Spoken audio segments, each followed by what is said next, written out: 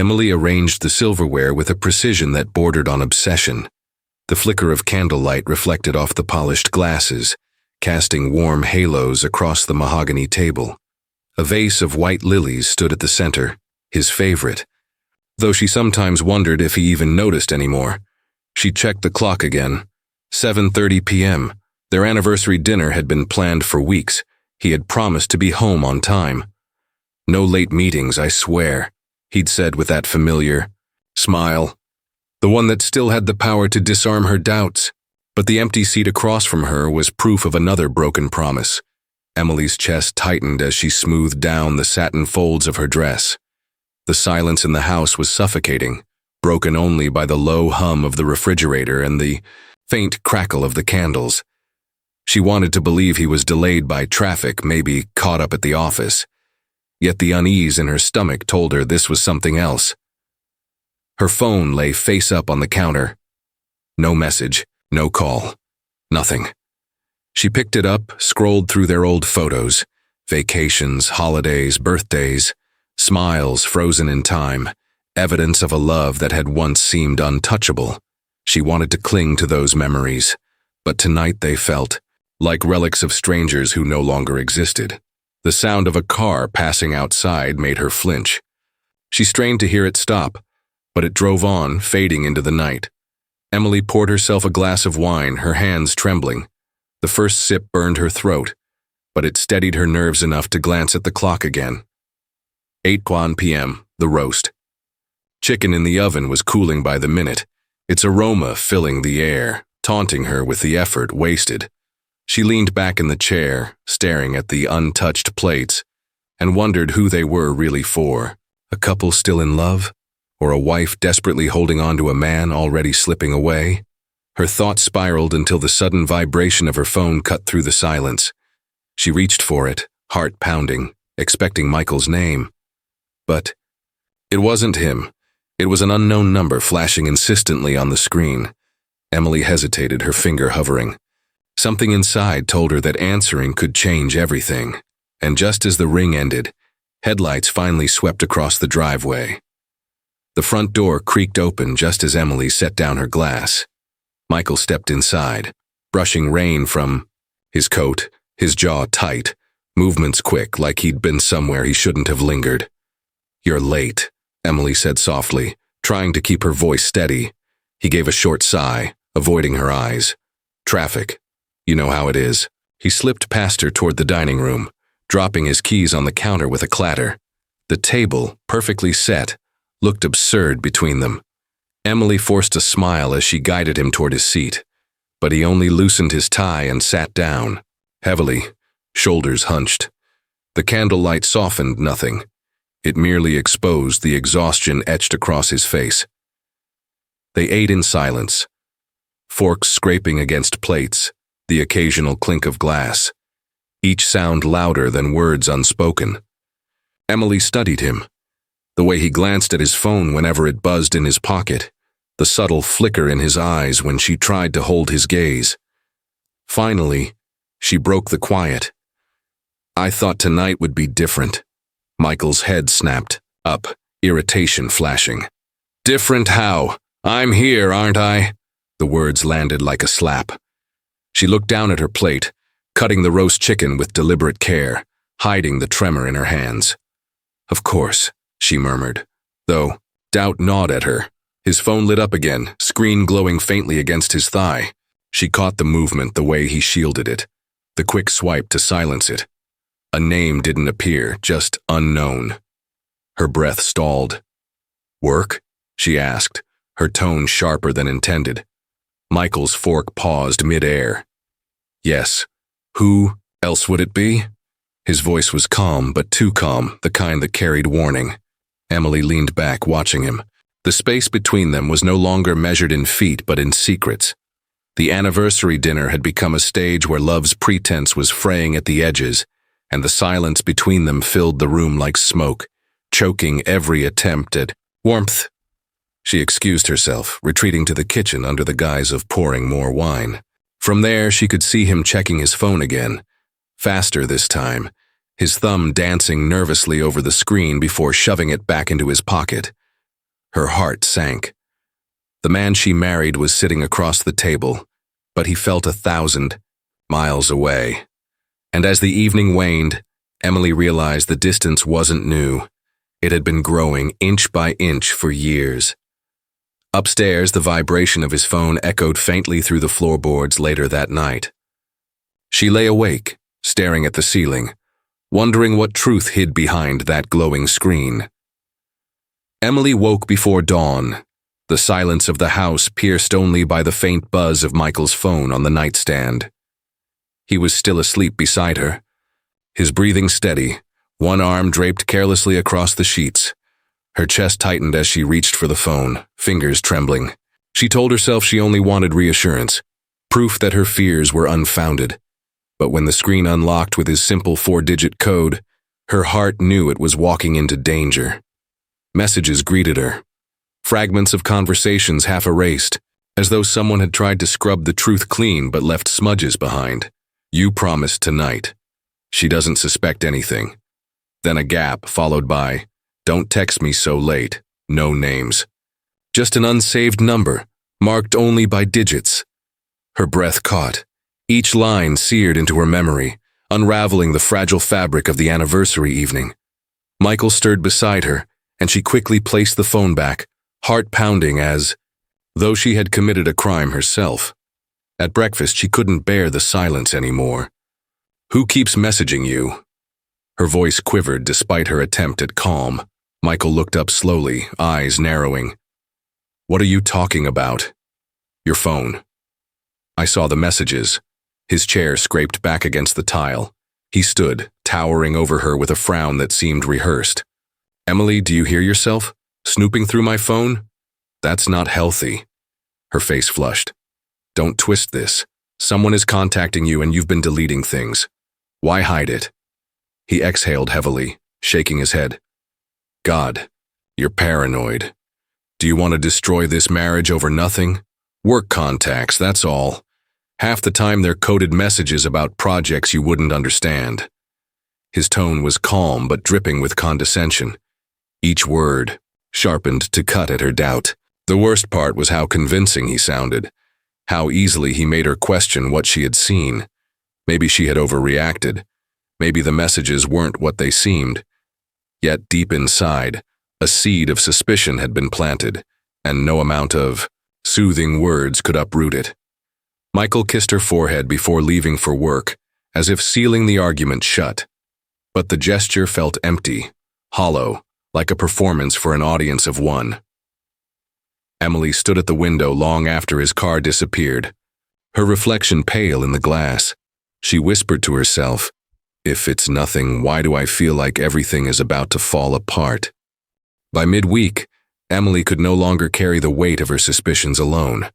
Every vibration of Michael's phone, every late return from work, pressed down on her chest like a stone she couldn't dislodge. The walls of the house felt smaller, the silence sharper. She needed someone who knew her before Michael, before all the lies and doubt. She dialed a number she hadn't used in months. Claire, it's me. An hour later, they sat across from each other in a quiet cafe on the edge of town. Claire, with her sharp green eyes and warm smile, looked almost unchanged since their college days. Yet as Emily spilled everything, the messages, the late nights, the gaslighting, Claire's expression shifted, the warmth fading into something darker, more familiar. Emily, Claire said finally, her voice low, you have to be careful. This isn't just about another woman. Men who hide things, who make you doubt yourself. It doesn't stop there. It gets worse. Emily gripped her coffee cup. You think he's dangerous? Claire paused, as though weighing her words. I know what it feels like to live with someone who makes you question your sanity. My ex did the same. He convinced me I was imagining everything until the day I found out he wasn't just cheating. He was stealing money from me, lying for years. Emily's stomach dropped. The parallel was too close, too raw. Claire leaned in. When trust erodes, it's never just about love, it's about power. Michael might not just be betraying you emotionally. There could be things you don't even realize yet. The words struck Emily like a cold wind. Could Michael's secrets reach beyond infidelity? She forced a shaky laugh. Maybe I'm overreacting. He says it's just work. Don't let him make you small, Claire warned, gripping her hand. Trust your instincts. They're usually right. Emily nodded, but her throat tightened. She wanted to believe. Michael? Yet Claire's voice echoed louder than his. Seeds of fear were growing roots she couldn't ignore. When she returned home that evening, the house was dark, silent except for the faint hum of the refrigerator. On the counter lay Michael's jacket, damp from the rain, and tucked inside the pocket, a shirt stained faintly with something darker than water. Rain hammered against the windows that night, each strike like a warning Emily couldn't interpret. Sleep had eluded her for hours, her mind replaying Claire's words and the memory of the faint stain she had seen in Michael's jacket. She finally drifted into a shallow doze, only to wake with a start at the sound of movement downstairs. Heart pounding, she slipped from bed. The floorboards creaked under her bare feet as she crept down the hall, the storm outside covering her approach. The faint glow of the kitchen light spilled into the darkened living room. Emily stopped at the threshold. Michael stood at the sink, sleeves rolled up, scrubbing at a shirt under the running faucet. His back was tense, movements frantic, like he was racing against time. The water spiraled crimson as it met the drain, the stain refusing to vanish completely. Michael? Her voice cracked. He froze, then turned slowly, forcing a smile that didn't reach his eyes. You're awake, it's nothing. Just an accident at work. Emily's gaze flicked from his face to the shirt, then back again. That's a lot of blood for an accident. His jaw tightened. I cut my hand earlier, didn't want to scare you. He held up his palm, showing a shallow nick that looked too small to justify the stain. Her stomach nodded. The excuse was neat, too neat. Rehearsed, why not tell me right away? She pressed. He turned back to the sink, scrubbing harder, his shoulders rigid. Because I knew you'd react like this. Always assuming the worst. Emily swallowed, the sour taste of doubt coating her tongue. It's not assuming if there's proof in front of me. He slammed the shirt against the basin, water splashing across the counter. The sudden burst of anger silenced her. He straightened, face calm once again as though the flash of rage had never happened. Go back to bed, Emily, please. I'll take care of this. His voice was softer now, coaxing, almost tender. But beneath it, she heard the command, the warning not to ask further. Emily lingered in the doorway, torn between fear and defiance. The storm outside roared, lightning illuminating the kitchen for a split second. In that flash, the scene imprinted itself on her mind. Michael's wet hands, the swirling blood, the shirt clinging to the porcelain sink. She retreated slowly, but the image followed her upstairs, embedding itself like a wound that wouldn't heal. Back in bed, she lay rigid, staring at the ceiling.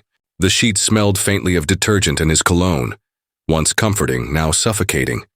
Every rustle from downstairs made her flinch. Sleep never came. Only questions did. Who was Michael, really? What was he hiding? And by dawn, one truth remained. The man cleaning blood in the kitchen was no longer the man she thought she had married. Morning crept in gray and heavy, the storm having left behind puddles that mirrored the low sky. Emily stood at the kitchen counter, staring at the damp shirt draped across the sink. Michael had already gone, leaving no explanation, only silence. She poured herself coffee, though her hands trembled too much to drink. The bitter smell filled the room, masking the faint metallic tang she swore still clung to the air. A sudden knock at the door startled her. 3 sharp raps, steady, deliberate. Emily hesitated before opening it. A man stood on the porch, raincoat darkened by the night's storm. His eyes were sharp but not unkind, a professional gaze that measured everything in silence before he spoke. Mrs. Turner? He asked. Yes, she managed. I'm Detective Harris. Sorry to bother you so early. I'm asking a few questions around the neighborhood. He pulled a small notebook from his pocket. Did your husband happen to be home 2 nights ago, around 10 p.m.? Emily's heart thudded. Why do you ask? A woman's gone missing, he said plainly. Lived about 5 blocks over. We're just trying to piece together her last known movements. Neighbors reported seeing a tall man near her street that evening. Her pulse quickened. Michael fit that description too easily. I don't know. He works late sometimes, she answered, the words sticking in her throat. Harris nodded, jotting notes. If you remember anything, even small details, call me. He handed her a card. His eyes lingered for a moment, as though sensing her unease. Then he turned and left, boots splashing against the wet pavement. Emily closed the door slowly, pressing her back against it. Her world tilted, the walls of the house suddenly unfamiliar. Michael wasn't just hiding texts or stains of blood. Now there was a missing woman, a detective at her door, and the gnawing possibility that she was living with someone far more dangerous than she dared admit. She moved through the house in a daze, gathering scraps of memory, his late nights, the unknown messages, the shirt in the sink. She pulled a small journal from her desk drawer and began to write. Dates, times, phrases he had said, every detail she could remember. If no one else could see the truth, she would build it piece by piece. By the time Michael's car pulled into the driveway that evening, the journal was hidden beneath her dresser drawer, her hands steady for the first time in days. But her heart whispered a warning. If he ever discovered what she was documenting, it might be the last secret she ever kept. Dinner that evening felt staged, as though Michael had rehearsed every gesture before walking through the door. He brought flowers, roses, her favorite ones, though now their red petals seemed more like warnings than tokens of love. Thought. You deserved something beautiful, he said, placing them in her hands with a smile too polished to be natural. Emily forced a thank you, her mind still echoing with the detective's questions. She tried to mask her unease, but Michael noticed anyway. His eyes followed her every movement, searching, testing. You've been quiet, he said, voice low, almost tender. Is something wrong? She shook her head. Just tired. But he leaned closer, tilting his head like a predator gauging its prey. No, it's more than that. You've been distant. Do you think I don't notice? Emily's throat tightened. I've had things on my mind. He reached across the table, taking her hand in his. Emily, I work hard for us. Long hours, late nights. And instead of appreciating it, you look at me like I've done something wrong. Do you know how that feels? To come home and feel accused, when all I want is peace? The words slithered into her, guilt pressing heavy on her chest. I didn't mean, he cut her off with a sharp shake of his head. You're letting your imagination poison us. Paranoia isn't love, Emily. It's destruction. Her eyes stung. She wanted to shout, to tell him about the missing woman, about the blood on the shirt, about the secrets he was burying. But instead she swallowed the words. His voice carried the authority of truth even when it wasn't. Michael stood circling behind her, his hand resting on her shoulder. I need you to trust me, to believe in me. You're my wife. Without trust, what do we have? His grip was gentle, but she felt the weight of it long after he let go. The room grew smaller, air thicker, as though his words had chained her in place. That night, Emily curled beneath the sheets beside him, her body tense, her mind fractured. He slept soundly, one arm draped across her like a claim. But in the silence, she whispered to herself the truth she could not tell him. This wasn't love anymore. It was survival. The days that followed blurred into routine. Michael's sudden tenderness, his attempts at affection, and Emily's silent compliance. Yet beneath the surface, suspicion coiled tighter, fed by the memory of half-erased texts. On a gray afternoon, while Michael was at work, Emily's phone buzzed. A message from the same unknown number that had haunted her for weeks. We need to talk. It's about Michael. Her stomach lurched. She considered deleting it, pretending she hadn't seen.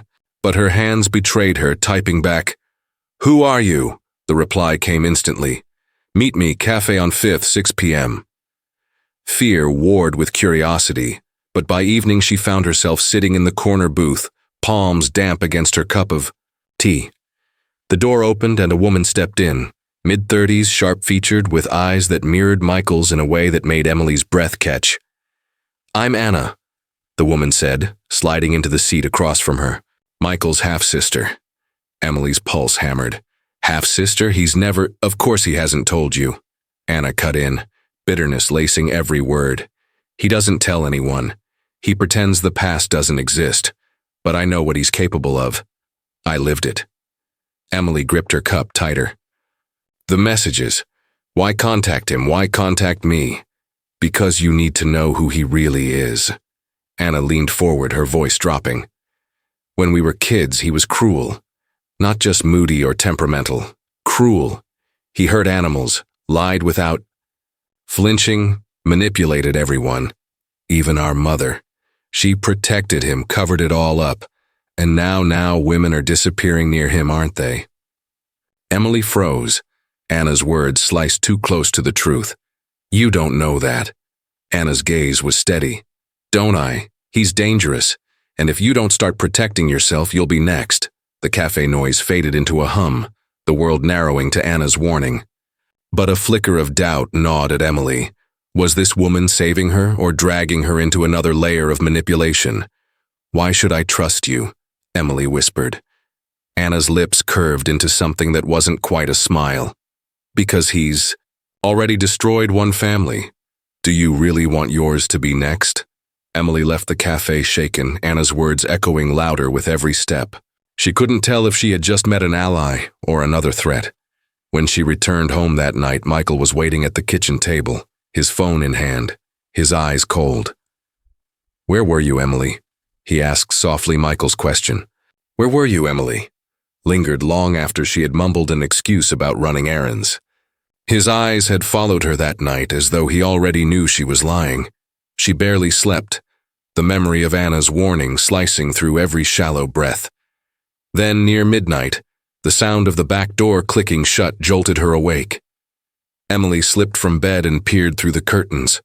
In the yard, under the pale wash of moonlight, Michael moved quickly, a shovel slung over his shoulder, his figure swallowed by shadows.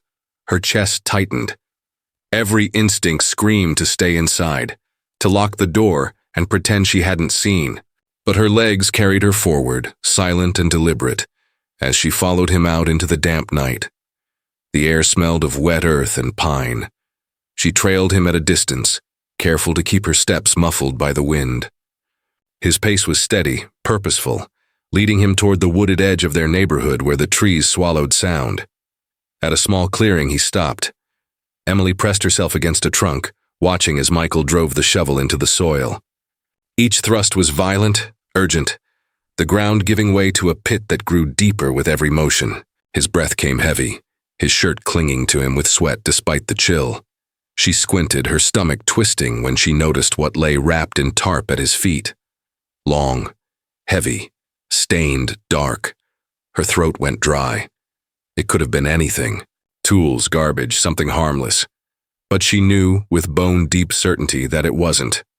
Michael paused, leaning on the shovel, his head turning slightly as though he sensed her presence.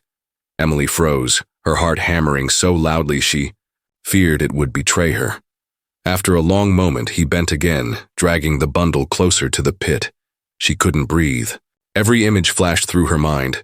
The bloodied shirt, the missing woman, Anna's warning, and now the undeniable truth unfolding in front of her. The man burying something in the woods was not just unfaithful. He was dangerous. A branch, cracked beneath her foot. Michael's head whipped around, eyes sharp, scanning the darkness. Emily ducked lower, pressing herself into the bark, praying the shadows would shield her. After a tense beat, he returned to his work, but slower now, wary. Emily backed away, every nerve screaming. She had seen enough. The husband she once loved was a stranger, and if he discovered her secret tonight, she knew she wouldn't make it back alive. Emily barely slept after fleeing the woods. The image of Michael bent over the pit replayed endlessly, the shovel rising and falling like a pendulum that counted down her remaining time. By dawn, her body trembled from exhaustion, but her mind was unyielding. She could no longer remain silent. When Michael left for work, she retrieved the detective's card from her drawer. Her hands shook as she dialed, each ring dragging her deeper into a reality she could no longer deny. "Detective Harris," came the steady voice on the other end. "It's about my husband," Emily whispered, her voice breaking. "I think you need to see what I saw last night." Within hours, Harris arrived with another officer.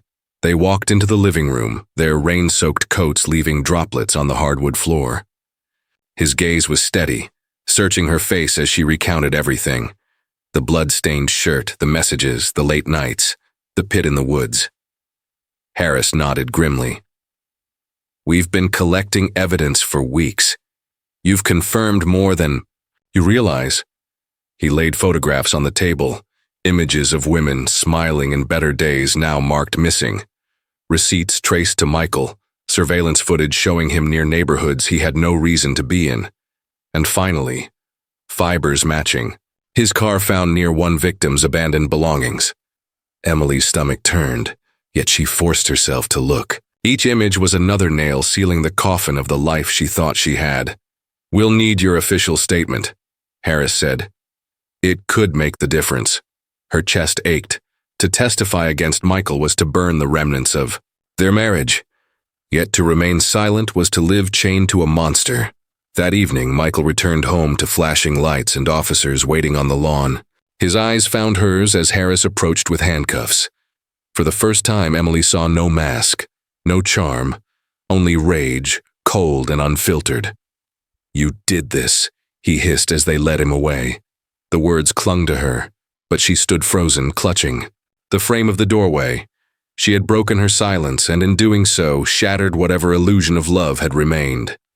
Days later, Emily sat alone in the quiet house, her statement signed, her testimony recorded. Michael's trial loomed, but her part was already done. She had spoken the truth. She had chosen survival. The lilies on the table had wilted, their petals curling inward. She hadn't replaced them. The house felt cavernous now, filled not with Michael's presence but with echoes of the life they once pretended to share. She whispered into the stillness, "Freedom comes with a cost." Her heart ached, not for the man Michael truly was, but for the version of him she once believed in, the husband who never existed outside her memory. And in that silence, Emily realized the darkest love story she'd ever lived would forever remain her own.